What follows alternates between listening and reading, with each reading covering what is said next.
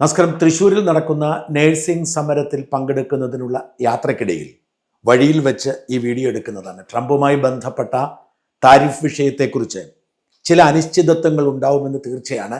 അനിശ്ചിതത്വങ്ങൾ ഒന്ന് ക്ലിയർ ചെയ്യുക എന്ന ലക്ഷ്യത്തിലാണ് ഇങ്ങനെ ധൃതി പിടിച്ച് ഒരു വീഡിയോ ചെയ്യുന്നത്. നമ്മൾക്ക് അറിഞ്ഞു, അമേരിക്കൻ സുപ്രീം കോടതി ഇന്നലെ വിധിച്ചിരിക്കുന്നു, ട്രംപിൻ്റെ താരിഫുകൾ, അതായത് പകര ചുങ്കം അല്ലെങ്കിൽ പിഴച്ചുങ്കം അമേരിക്കൻ സുപ്രീം കോടതി റദ്ദു ചെയ്തുവെന്ന്. എന്താണ് അമേരിക്കൻ സുപ്രീം കോടതി ചെയ്തത്? അത് ഇന്ത്യ അടക്കമുള്ള രാജ്യങ്ങളെ എങ്ങനെ ബാധിക്കും? അതേക്കുറിച്ച് വിശദമായി പരിശോധിക്കാം. 9 അംഗ ബെഞ്ചായിരുന്നു സുപ്രീം കോടതിയിൽ. അതിൽ 6 പേർ ഈ ചുങ്കം നിയമവിരുദ്ധമാണ്, ട്രംപിന് അധികാരമില്ല എന്ന് പറഞ്ഞ് റദ്ദു ചെയ്തു. 3 പേർ ട്രംപിനെ അനുകൂലിച്ചു. നമ്മുടെ സുപ്രീം കോടതി പോലെ അല്ല അമേരിക്കൻ സുപ്രീം കോടതി. അമേരിക്കൻ സുപ്രീം കോടതി രാഷ്ട്രീയക്കാർ നിയോഗിക്കുന്നതാണ്. ട്രംപ് നിയമിച്ച ജഡ്ജിമാർ പോലും അക്കൂട്ടത്തിലുണ്ട്. ട്രംപ് നിയമിച്ച 2 ജഡ്ജിമാരും ട്രംപിനെതിരെ വിധി പറഞ്ഞു എന്നാണ് ട്രംപ് ഇന്നലെ പൊട്ടിത്തെറിച്ചുകൊണ്ട് പറഞ്ഞത്. അമേരിക്കൻ പ്രസിഡന്റ് ഡൊണാൾഡ് ട്രംപ് അതീവ വൈകാരികമായി സുപ്രീം കോടതി ജഡ്ജിമാരെ രാജ്യദ്രോഹികൾ എന്നിവരെ വിളിച്ചു. രാജ്യത്തിനെതിരാണ്, അമേരിക്കൻ പ്രസിഡന്റിന്റെ അവകാശമില്ലാതാക്കിയിരിക്കുന്നു, അമേരിക്കയുടെ താല്പര്യമില്ലാതാക്കിയിരിക്കുന്നു, വഞ്ചനയാണ്, രാജ്യവിരുദ്ധതയാണ് തുടങ്ങിയ അതിവൈകാരികമായ അഭിപ്രായങ്ങളാണ് ട്രംപ് നടത്തിയത്. ലോകത്തെ ഏറ്റവും ശക്തമായ ജനാധിപത്യ രാജ്യം എന്നൊക്കെ വിളിക്കുമ്പോഴും അമേരിക്കൻ സുപ്രീം കോടതിയെ അമേരിക്കൻ പ്രസിഡന്റ് വില കൊടുക്കുന്നില്ല എന്നത് ഞെട്ടിക്കുന്ന യാഥാർത്ഥ്യമാണ്. ഇന്ത്യയിലൊക്കെ എത്ര എതിരായ വിധി വന്നാലും സുപ്രീം കോടതി വിധി പരമോന്നതമാണ്, ഒന്നും സംഭവിക്കില്ല. സുപ്രീം കോടതി ഇന്നലെ പറഞ്ഞത് ഒറ്റ കാര്യമാണ്: ട്രംപിന് തോന്നിയതുപോലെ ചുങ്കം പ്രഖ്യാപിക്കാൻ അവകാശമില്ല. ട്രംപ് ഈ ചുങ്കമെല്ലാം പ്രഖ്യാപിച്ചിരുന്നത് 1977 international emergency economics powers act അനുസരിച്ചാണ്. രാജ്യം ഒരു പ്രതിസന്ധിയിലൂടെ നേരിടുമ്പോൾ രാജ്യത്തിന്റെ സാമ്പത്തികാവസ്ഥയെ സംരക്ഷിക്കാൻ വേണ്ടി ചുങ്കം പ്രഖ്യാപിക്കാനുള്ള അവകാശമാണ് 1977 ഈ നിയമത്തിലുള്ളത്. ഈ നിയമത്തിൽ പക്ഷേ ഈ അധികാരം കൊടുത്തിരിക്കുന്നത് അമേരിക്കൻ കോൺഗ്രസിനാണ്, പ്രസിഡന്റിനല്ല. എന്ന് വെച്ചാൽ അമേരിക്കൻ കോൺഗ്രസ് ചേർന്ന് അവർക്ക് വേണമെങ്കിൽ ഈ നിയമം പാസ്സാക്കിയെടുക്കാം. ചുങ്കം വർദ്ധിപ്പിക്കാനുള്ള അവകാശമുണ്ട്. പക്ഷേ അടിയന്തര സാഹചര്യമായിരിക്കണം, ആഗോള പ്രതിസന്ധി ഉണ്ടാവണം, അല്ലെങ്കിൽ യുദ്ധം ഉണ്ടാവണം, അമേരിക്കൻ സമ്പദ് വ്യവസ്ഥ തകരുന്ന ഒരു സാഹചര്യം ഉണ്ടാവണം. അത്തരമൊരു സാഹചര്യത്തിൽ അമേരിക്കൻ താല്പര്യം സംരക്ഷിക്കുന്നതിന് വേണ്ടി നികുതി വർധനയാവാം. പക്ഷെ അതിന് ചില നിബന്ധനകളുണ്ട്. അതുകൊണ്ട് തന്നെ ട്രംപിന്റെ ഈ നികുതി വർധന പ്രഖ്യാപനം നിയമവിരുദ്ധമാണ് എന്ന് പറഞ്ഞ് എല്ലാ ചുങ്കവും റദ്ദാക്കിയിരിക്കുന്നു. ഓരോ രാജ്യത്തിനും നമുക്കറിയാം, ഓരോ രാജ്യത്തിനും പ്രത്യേകതരം ചുങ്കമാണ് ഏർപ്പെടുത്തിയിരുന്നത്. ഇന്ത്യക്ക് 50% അതിപ്പോൾ ധാരണ 18% കുറയ്ക്കാൻ ധാരണയായി ഇന്ത്യയും അമേരിക്കയും തമ്മിലുള്ള വ്യാപാര കരാർ ചർച്ചകൾ നടക്കുകയാണ്. ആ ചർച്ചയുടെ ഭാഗമായി 18% കുറയ്ക്കുമെന്ന് പറഞ്ഞിട്ടുണ്ട്. നിലവിൽ വന്നിട്ടില്ല, കാരണം ഇതുവരെ വ്യാപാര കരാറിൽ ഒപ്പുവെച്ചിട്ടില്ല. കാനഡയ്ക്ക് 30%, ചൈനയ്ക്ക് 35%. അങ്ങനെ പല രാജ്യങ്ങൾക്കും വ്യത്യസ്തമായ നികുതി ഏർപ്പെടുത്തിയിട്ടുണ്ട്. ഇപ്പൊ ഇന്ത്യയും പാകിസ്ഥാനും തമ്മിൽ യുദ്ധം ചെയ്തപ്പോൾ ഞാൻ 200% നികുതി വർദ്ധിപ്പിക്കുമെന്ന് ഭീഷണി മുഴക്കി, അങ്ങനെയാണ് യുദ്ധം അവസാനിപ്പിച്ചത് എന്നൊക്കെ ട്രംപ് പറയുന്നുണ്ട്. അതെല്ലാം റദ്ദു ചെയ്തു. അതായത് 1977 ആക്ടിന്റെ അനുസരിച്ച് ട്രംപ് ഏർപ്പെടുത്തിയ എല്ലാ നികുതിയും റദ്ദു ചെയ്തു. എന്ന് വെച്ചാൽ നിലവിൽ ഒരു രാജ്യത്തിനും അധികമായ നികുതിയൊന്നുമില്ല.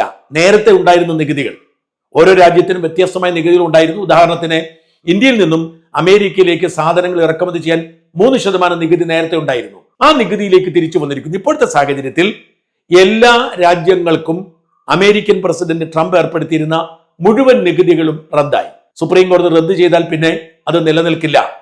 ഇനി അവശേഷിക്കുന്ന ഒരു പ്രശ്നം, ഏതാണ്ട് 175 ബില്യൺ അമേരിക്കൻ ഡോളർ ട്രംപ് ഈ നികുതിയിലൂടെ പിരിച്ചിരുന്നു. ഈ പണം തിരിച്ചു കൊടുക്കേണ്ടി വരുമോ എന്ന മനോരമയിലൊക്കെ എന്ന് കണ്ടത് രാജ്യങ്ങൾക്ക് തിരിച്ചു കൊടുക്കേണ്ടി വരും, ഇന്ത്യക്ക് എത്ര കിട്ടുമെന്ന്. അങ്ങനെയില്ല, ഒരു രാജ്യത്തോടും പണം പിരിച്ചിട്ടില്ല.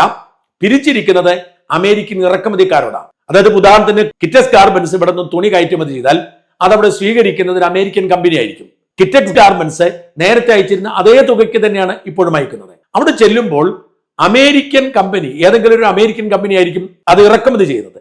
അവര് ഇന്ത്യക്ക് ഏർപ്പെടുത്തിയിരുന്ന നികുതി കൂടി ഇതിൽ ഉൾപ്പെടുത്തി വേണം ജനങ്ങൾക്ക് വിതരണം ചെയ്യാൻ. അതായത് അമേരിക്കൻ കമ്പനികൾക്കാണ്, ഇറക്കുമതി കമ്പനികൾക്കാണ് അധിക നികുതി ബാധകമായിരുന്നത്.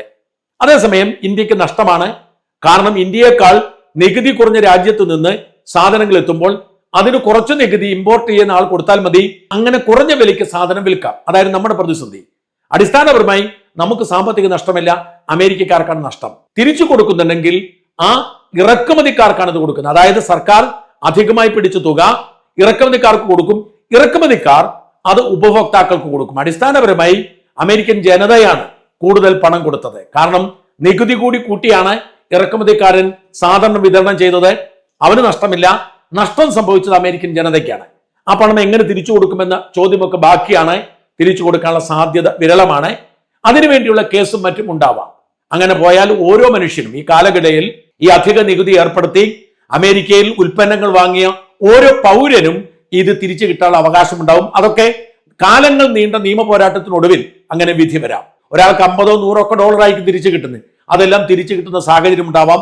അടിസ്ഥാനപരമായി പണം തിരിച്ചു കൊടുക്കേണ്ടത് ഉപഭോക്താവിനാണ്, രാജ്യത്തിനല്ല. അതാണ് ഇപ്പോഴത്തെ അവസ്ഥ. എന്നാൽ ട്രംപ് ഇന്നലെ 10% പുതിയ നികുതി പ്രഖ്യാപിച്ചിട്ടുണ്ട്. അതേക്കുറിച്ച് ആശയക്കുഴപ്പങ്ങൾ മനോരമ വായിച്ചപ്പോൾ മനോരമയിൽ കണ്ടത് നിലവിലുള്ള നികുതിക്കൊപ്പമാണ് 10% ചേർത്തത് എന്നാണ്. ഇന്ത്യക്ക് 18% തുടരുമെന്ന് പറഞ്ഞെന്ന് പറയും. ഇതൊക്കെ തെറ്റാണ്. നിലവിലുള്ള നികുതി പൂർണ്ണമായും ഇല്ലാതായി. ഇന്ത്യയുടെ 18% ഇല്ലാതായി, ചൈനയുടെ 34% ഇല്ലാതായി. നിലവിൽ സുപ്രീം കോടതിയുടെ വിധിയോടുകൂടി ട്രംപ് പ്രഖ്യാപിച്ച എല്ലാ പകരച്ചുങ്കങ്ങളും പിഴച്ചുങ്കങ്ങളും ഇല്ലാതായി. ആർക്കും ആ നികുതി ബാധകമല്ല. അതേസമയം ട്രംപ് പെട്ടെന്ന് തന്നെ ഇന്നലെ നികുതി പ്രഖ്യാപിച്ചു 10% എല്ലാ രാജ്യങ്ങൾക്കും. അതൊരു സാങ്കേതിക വിഷയമാണ്. 1977 IEPA ആക്ട് അനുസരിച്ച്, ഞാൻ പറഞ്ഞ ഇന്റർനാഷണൽ എമർജൻസി ആക്ട് അനുസരിച്ചായിരുന്നു ട്രംപ് നികുതി ഏർപ്പെടുത്തിയത്. അതാണ് റദ്ദ് ചെയ്തിരിക്കുന്നത്. എന്നാൽ 1974 ട്രേഡ് ആക്ട് ഉണ്ട്. ഈ ട്രേഡ് ആക്ടിന്റെ സെക്ഷൻ 122 1974 അമേരിക്കൻ ട്രേഡ് ആക്ടിന്റെ സെക്ഷൻ 122 പറയുന്നത് ഒരു അന്താരാഷ്ട്ര പ്രതിസന്ധി ഘട്ടത്തിൽ അമേരിക്കയ്ക്ക് 15% വരെ നികുതി ഏർപ്പെടുത്താനുള്ള അധികാരമുണ്ടെന്നാണ്. ആ 15% വരെ നികുതി ഏർപ്പെടുത്താനുള്ള 1974 ട്രേഡ് ആക്ടിന്റെ 122 വകുപ്പ് അനുസരിച്ചാണ് ട്രംപ് ഇന്നലെ 10% പ്രഖ്യാപിച്ചത്. അത് നിലവിൽ വരുന്നതിന്റെ തീയതി ഉത്തരവിറങ്ങണം. ഇപ്പോൾ അത് ബാധകമല്ല. ഇനി പുതിയ ഉത്തരവിറങ്ങുമ്പോൾ അത് ബാധകമാവും. ആ 10% പരമാവധി 15% വരെ ഉയർത്താൻ കഴിയൂ. ഒരു രാജ്യത്തെയും ഭീഷണിപ്പെടുത്തി അതിന് മുകളിലേക്ക് ഉയർത്താൻ കഴിയില്ല. മാത്രമല്ല ഈ 10% ചില പരിമിതികളുണ്ട്. ഒന്ന്, പരമാവധി 180 ദിവസത്തേക്ക് ഇങ്ങനെ ഒരു നികുതി ഏർപ്പെടുത്താൻ കഴിയൂ. ഒരു അടിയന്തര സാഹചര്യത്തിൽ അമേരിക്കയ്ക്ക് ഏർപ്പെടുത്താനുള്ള അധികാരമാണ്. അത് പരമാവധി 180 ദിവസം വരെ പറ്റൂ. അതുപോലെ ഒരു അന്താരാഷ്ട്ര പ്രതിസന്ധി ഉണ്ട്, ഒരു സാമ്പത്തിക പ്രതിസന്ധി അതിന്റെ ഭാഗമായി ചൂണ്ടിക്കാണിക്കണം. അത് 150 ദിവസം കഴിഞ്ഞത് ഇല്ലാതാക്കണം. മൂന്നാമത്, ഒരു അന്വേഷണം പ്രഖ്യാപിക്കേണ്ടതുണ്ട്. ഒരു ഇന്റർനാഷണൽ ക്രൈസിസ് ഉണ്ട്. ഈ ക്രൈസിസിനെ കുറിച്ച് അന്വേഷണം നടത്തുന്ന ഘട്ടത്തിൽ, അല്ലെങ്കിൽ ഒരു അൺഫെയർ ട്രേഡ് പ്രാക്ടീസ് ഉണ്ട്, ഈ അന്വേഷണം നടത്തുന്ന കാലഘട്ടത്തിൽ മാത്രമേ ഇത് നടപ്പിലാക്കാൻ കഴിയൂ. അന്വേഷണം പൂർത്തിയാക്കിയതിനു ശേഷം ഇത് അവസാനിപ്പിക്കേണ്ടതുണ്ട്. പരമാവധി 180 ദിവസം മാത്രമേ ഇത് കൊടുക്കാൻ പറ്റൂ. 180 ദിവസത്തിന് ശേഷം പുതിയത് പ്രഖ്യാപിക്കാമോ എന്നറിയില്ല. അങ്ങനെ ഒരുപാട് പരിമിതികളുള്ള ഒരു വകുപ്പാണ്. ആ വകുപ്പ് അനുസരിച്ച് സ്ഥിരമായി ഏതെങ്കിലും രാജ്യത്തിന്റെ മേൽ നികുതി ഏർപ്പെടുത്തുക പ്രയാസമാണ്. അതും ഏർപ്പെടുത്താൻ കഴിയുന്നത് പരമാവധി 15%. അതുകൊണ്ടാണ് ട്രംപ് 10% പ്രഖ്യാപിച്ചത്. നിലവിൽ എല്ലാ രാജ്യങ്ങൾക്കും 10% എന്ന് പറഞ്ഞു. അത് പുതിയ കേസും നിയമനൂലാമാലകളും ഉണ്ടാകും. കാരണം ഈ യോഗ്യതകൾ പാലിച്ചില്ലെങ്കിൽ ഈ 10% നിലനിൽക്കില്ല. അതുകൊണ്ട് ഇപ്പോൾ ട്രംപ് പ്രഖ്യാപിച്ചിരിക്കുന്ന ഈ 10% വൈകാതെ തന്നെ നിലവിൽ വരും. ഈ 10% ആയിരിക്കും എല്ലാവർക്കും ബാധകം. നേരത്തെ പറഞ്ഞതുപോലെ 25%, 30%, 40% ഒന്നും സാധ്യമല്ല.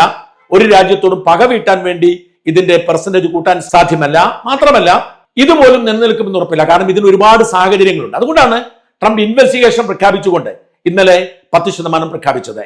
പക്ഷെ ഇതൊന്നും നിലനിൽക്കണമെന്നില്ല. ഇനി നമ്മൾ പരിശോധിക്കേണ്ടത് ഇന്ത്യയും അമേരിക്കയും തമ്മിലുള്ള വ്യാപാര കരാറിനെ എങ്ങനെ ബാധിക്കുമെന്നാണ്. ആ വ്യാപാര കരാർ ഇതുവരെ ഒപ്പിട്ടിട്ടില്ല. ഏതാണ്ട് ധാരണയിലെത്തി. 18% ഇന്ത്യക്ക് നികുതി ഏർപ്പെടുത്തും എന്ന് പറഞ്ഞു. അതുപോലെ തന്നെ അമേരിക്കൻ ഉൽപ്പന്നങ്ങൾ ഏതാണ്ടൊക്കെ സൗജന്യമായി കൊണ്ടുവരേണ്ടി വരും. ഇതാണ് ധാരണ. പക്ഷെ ഒപ്പുവെച്ചിട്ടില്ല. ചർച്ചകൾ തുടരുന്നു. നാളെ ഇന്ത്യൻ പ്രതിനിധികൾ അമേരിക്കയ്ക്ക് പോയിരിക്കുകയാണ്. അത്തരമൊരു സാഹചര്യം രൂപപ്പെട്ടു വരുന്നു. ഈ പശ്ചാത്തലത്തിൽ ഇന്ത്യയും അമേരിക്കയും തമ്മിലുള്ള വ്യാപാര കരാർ തൽക്കാലം നീട്ടിവെക്കേണ്ടി വരും. കാരണം 18% അമേരിക്കൻ സുപ്രീം കോടതി റദ്ദ് ചെയ്തിരിക്കുന്നു. അതുകൊണ്ട് ഇന്ത്യയും അമേരിക്കയും തമ്മിൽ വ്യാപാര കരാറിൽ ഒപ്പുവെച്ചാലും ഈ 18% നിലവിലുണ്ടാവില്ല. അതുകൊണ്ട് തന്നെ അതില്ലാതായിരിക്കുന്നു. ഈ വ്യാപാര കരാർ നീണ്ടുപോകും. ഇനി ഇന്ത്യയുടെ മേൽ തൽക്കാലം ചുമത്താൻ കഴിയുന്ന 10% മാത്രമാണ്.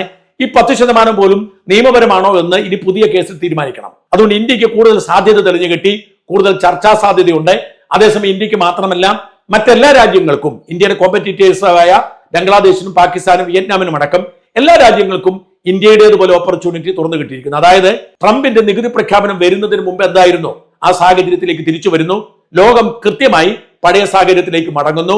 ട്രംപിന്റെ ആവേശം അതിര് കടന്നിരുന്നു, അതിന് പണി കിട്ടിയിരിക്കുന്നു. ലോക വിപണി അതനുസരിച്ച് ഉണരുന്നു. അമേരിക്കൻ വിപണിയും ഇന്ത്യൻ വിപണിയും ഉണർന്നിരിക്കുന്നു. സ്വർണ്ണവില വർദ്ധിച്ചു. അങ്ങനെ വീണ്ടും സാധാരണമായ ഒരു സാമൂഹിക ക്രമത്തിലേക്ക് ലോകം മടങ്ങി വരികയാണ്. ട്രംപിന്റെ ആവേശം നിയമവിരുദ്ധമാണെന്ന് അമേരിക്കൻ സുപ്രീം കോടതി വിധിച്ചിരിക്കുന്നു. ലോകത്തിന് അത് നല്ലതായി മാറും.